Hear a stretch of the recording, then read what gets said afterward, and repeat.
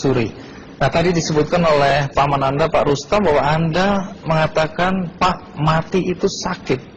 Apa yang Anda rasakan waktu itu? Rasa dada sesak, terus sakitnya tuh seperti ditusuk pedang, terus seperti kulit binatang dikuliti hidup-hidup. Sakit sekali waktu itu Sakit rasanya? sekali. Terus di dada saya terasa sesak.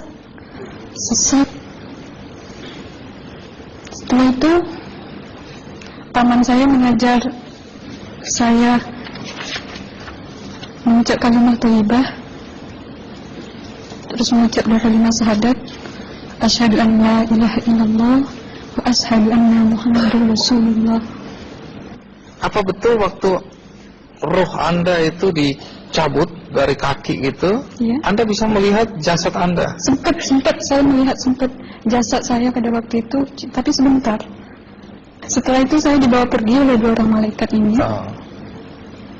Dan pada waktu itu saya ingin ketemu sama ayah saya. Kebetulan ayah saya sudah meninggal.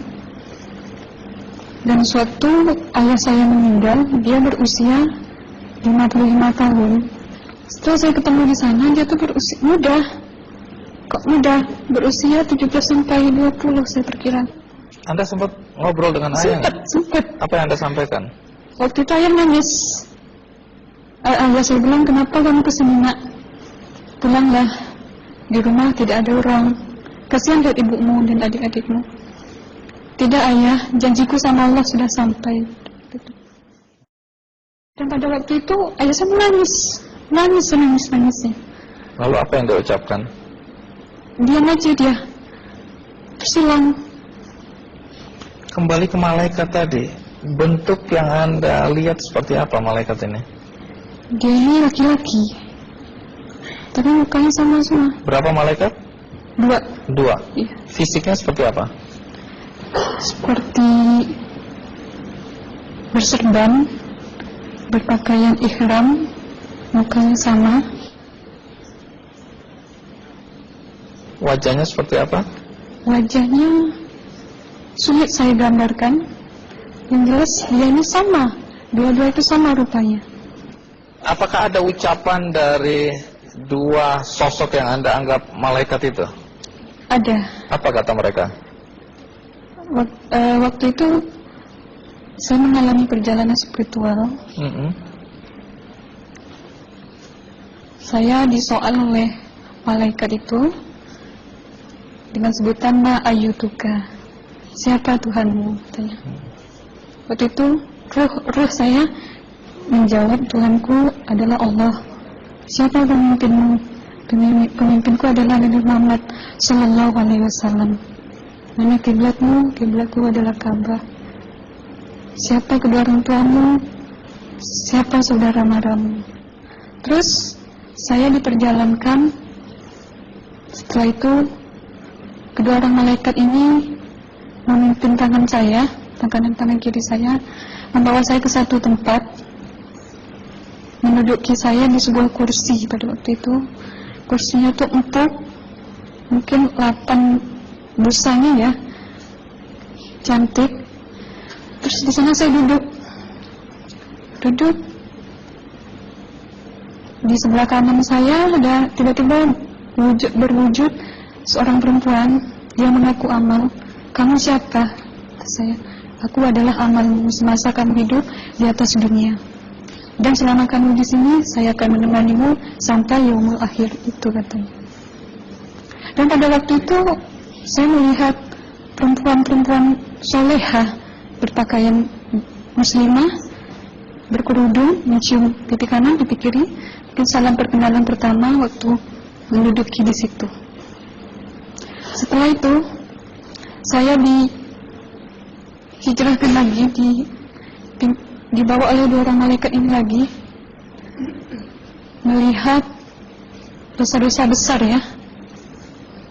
Di sana saya diperlihatkan ada seorang laki-laki memikul besi di bahunya. Saya perkirakan besi itu mungkin beratnya tuh berton kali ya.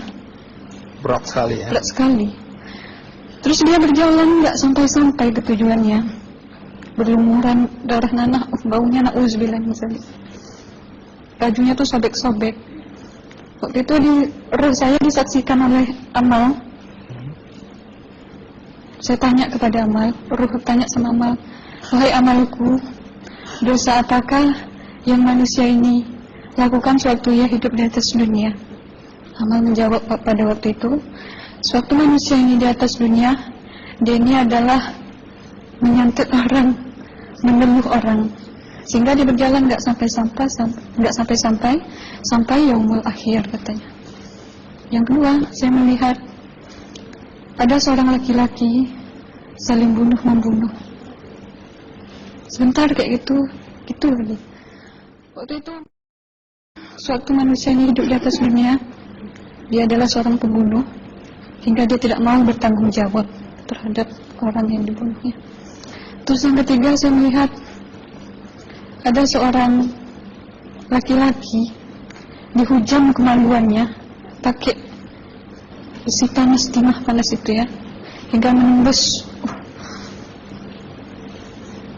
Waktu itu roh bilang sama Amal, wahai Amalku, dosa apakah yang manusia ini hidup di atas dunia? Amal waktu itu menjawab, suatu manusia ini hidup di atas dunia, manusia ini adalah seorang perzina. Setelah itu saya melihat ada seorang laki-laki disebati oleh rotan. Rotan itu menyebati kulitnya tuh hingga lepas daging sama kulitnya. Itu yang mau menjawab, suatu manusia yang hidup di atas dunia, dia ini tidak pernah sholat Islam, hingga waktu matinya pun dia tidak mengucap 2 kalimat syahadat. Dan pada waktu itu roh sama Amal sempat menghafiz Quran pada waktu itu dengan harapan supaya orang manusia yang Allah siksakan ini bisa terampuni dosanya. Jadi masih sempat waktu itu ya? Iya, roh sama Amal yang menghafiz Quran, bertahzim, bersalawat, baca ayat 1000 dinar, membaca Yasin. Tapi sayang, bahkan tambah banyak Allah tidak mengampuni dosa-dosa mereka, sayangnya. Setelah itu, akhirnya yang terakhir kali berzikir. Zikir saya pada waktu itu, subhanallah, walhamdulillah, wa la ilaha illallah, wallahu akbar, la haula wa la quwwata illa billahil aliyyil azim. Sekuat-kuatnya nada saya berteriak. Tiba-tiba saya merasakan detik jantung ya. Waktu itu mungkin paman saya yang menyaksikan. Itu saya koma. Disitulah sebenarnya Anda kembali ke jasad ya? Iya, benar. Jadi banyak sekali Anda menyaksikan kejadian-kejadian di alam sana ya. Nah, menarik karena waktu kami menghubungin Mbak Aslina, pada dasarnya Mbak Aslina keberatan menceritakan kembali kisahnya. Tapi kalau toh akhirnya Anda mau sampai di sini dan Anda sudah bercerita, apa harapan Anda pada orang-orang yang mendengarkan kisah ini? Ya, harapan saya pertama, ya lebih banyak menyambut puasa ya, lebih banyak mendekat diri aja sama Allah, perbanyakkan amalan soleh, perbanyakkan zikir, perbanyakkan sholawat, baca Quran, dan sebagainya. Itu harapan Anda ya? Iya. Baik, terima kasih Mbak Aslina ya, sudah datang dari Bengkalis.